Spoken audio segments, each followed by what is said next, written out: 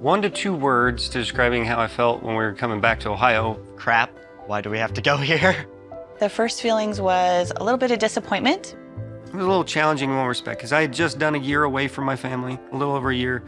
And part of that deal is that you're expecting to get to go to a really neat location.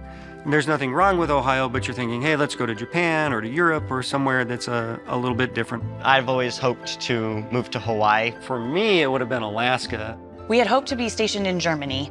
It was a place that first world country had good health care that we were hoping would be able to provide for our daughter as we went, and then be able to explore Europe over a couple of years. We don't know all the factors that went into why Germany didn't work out, but in the end it did work out best for our family. We are the Manning family. No. Home is wherever we are together. Say, let's go. I do. Come on. And say hi, Dad. Hi, sweet thing. I'm Jennifer Manning, and I live in Beaver Creek, Ohio. My family is myself and my husband. We've been married for 18 years. And then we have our son, who's 15. His name is Caleb, and our daughter, Arabella, who is 7 and also has Down syndrome. I met Brydon when I was 23 years old. I had just graduated from college and had started my first teaching position in Rapid City, South Dakota. We were introduced at church. About a week or so after that, we went on our first date. And then 2 weeks later, we were engaged. And then 3 months later, we were married. My name is Brydon Manning. I'm a public health officer in the United States Air Force. So in the military, we've lived in a lot of places, and we started off our military journey in Texas. So I was in a little town called Abilene there. And from Abilene, we went to Columbus, Mississippi. And then from there, the U.S. government asked me to go to Korea unaccompanied. So I had to leave my family in the United States, and I went to Kunsan Air Base in South Korea. Then we actually reunified here in Ohio. I got off the airplane here at the Dayton airport and had my wife and children there picking me up as we got to come in. And Jen had bought a house, and I moved in the next day. So we've been here almost 5 years. Ohio was kind of an unknown. I really didn't know that much about Ohio or what it would be like to be here. It has been amazing for our children in particular. There are so many resources for both of our children. We have a son who is very active and very involved in the high schools and in athletics, and there's tons of programs for him. Hey, buddy.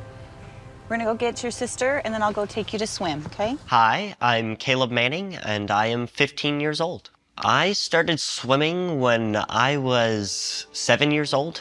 Something about just being able to be in water. It's kind of always been my happy place. The first thing I feel when I dive in that water is the really big rush of adrenaline. All of a sudden I can just feel my heart racing, and then it's like, all right, I have to do this. One way or another, I'm gonna finish this race. He is so good at achieving every goal that he ever sets. Swimming has given a lot to me, at least in my life right now. It's kind of given me a personality. He's just such a good kid and has such a good heart. He's always looking out for people. He's a superhuman, I think, so.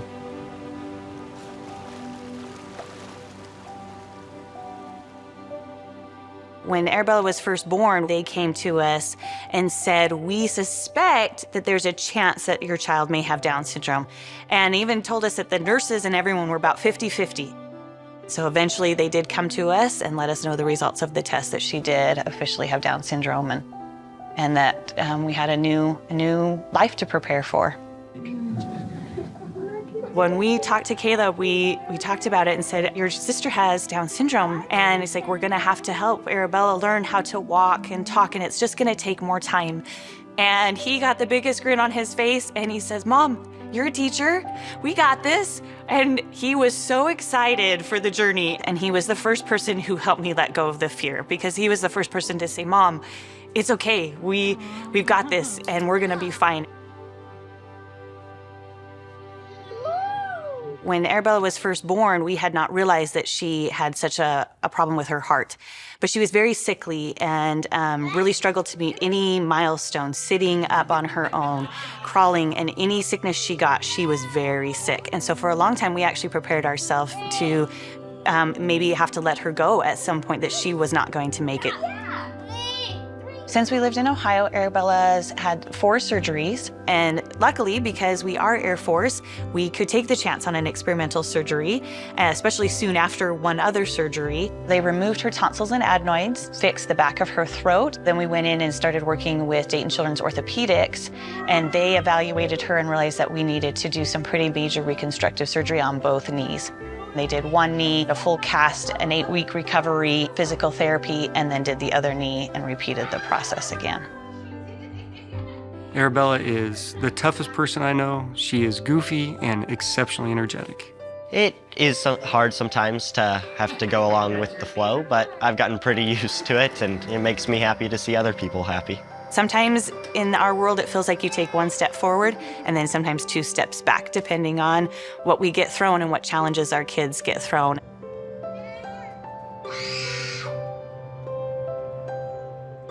We've learned a lot of flexibility and a lot of resiliency, and you learn just a lot of love and a lot of amazing things from her.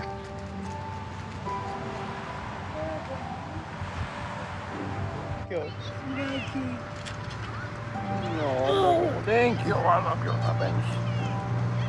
Do you want to sit down by Custy?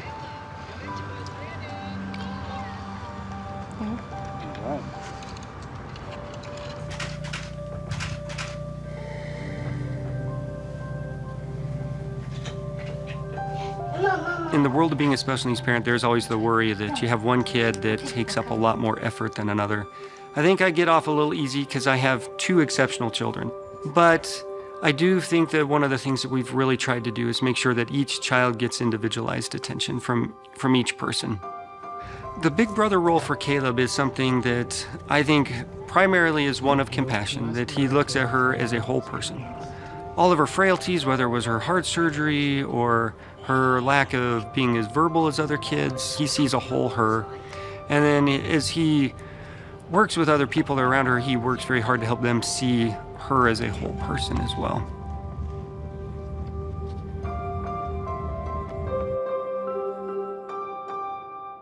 Recently, we received a service dog through 4 Paws for Ability to help our daughter. Our son was looking for some service opportunities in the area. He loves animals. He wanted to work with animals. And so we talked to her doctors, and one of the doctors there on base suggested that, yeah, this would be a really good move for us. And so we filled out the paperwork, and we had to fundraise $17,000 to get Custard. And thanks to our great military community and family, we were able to raise that money in a month. Just this last month, we got to meet Custard, and it has been life-changing even in the few short weeks that we've had him.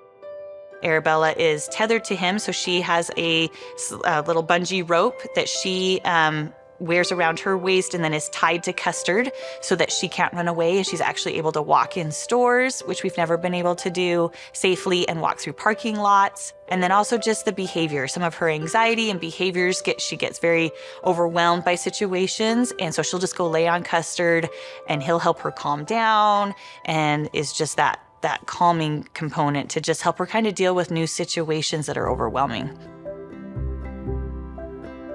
We do a number of things with Custard at night. So she runs away, and he helps us go track her down.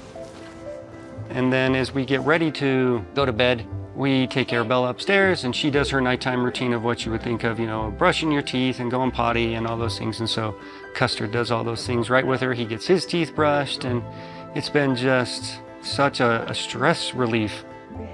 Good night, stars, and good night, air. My perspective since we've been here has changed drastically. I find it a huge blessing that we were able to move here. Good night noises everywhere. I think this is where we were meant to be.